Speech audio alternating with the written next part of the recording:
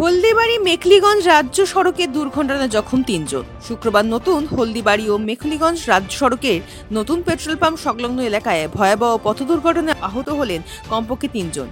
এই বিলাসবহুল 4 চাকা ওয়াগনারের একটি বাইক ও একটি টোটো একে অপরের সঙ্গে সংঘর্ষে জড়িয়ে পড়ে।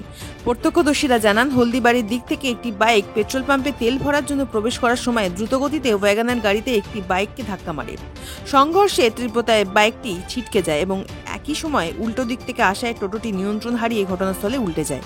এই দুর্ঘটনায় মোট 3 জন আহত হয়েছেন। আহতদের মধ্যে বাইক চালক এবং টোটোর 2 যাত্রী রয়েছেন। স্থানীয়রা তড়িঘড়ি করে তাদের উদ্ধার করে মেখলিগঞ্জ মহকুমা হাসপাতালে পাঠান। অন্যদিকে টোটোয় থাকা 2 আহত যাত্রীকে স্থানীয় হলদিবাড়ি গ্রামীণ হাসপাতালে নিয়ে আসা হয়। আহতদের অবস্থা স্থিতিশীল বলে জানিয়েছেন চিকিৎসকরা।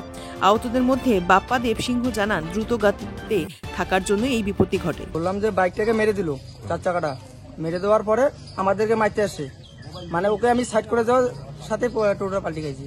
না, 4 চাকা কাটটা ছিল, ওরা মেকলিগঞ্জের দিকে চলে গেছে। আমরা তো আঙুল দেখা থেকে হলদিবাড়ি আসতেছি।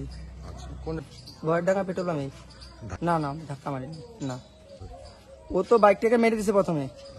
মেরে দেওয়ার প্রথমে আমাদের এদিকে আসতেছে, মানে ধরে নাও 3 হাত আসলে ও মেরে দিত আমাকে। কাটাতে গিয়ে তো আমি পালিয়ে গেছি, বাইক তো ওদিকে পালিয়ে গেছে।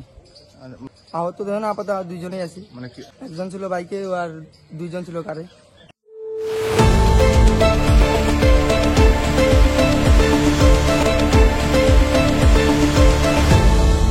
আপনারা দেখছেন এই বেলা বাংলা, শিরোনামে সবার আগে।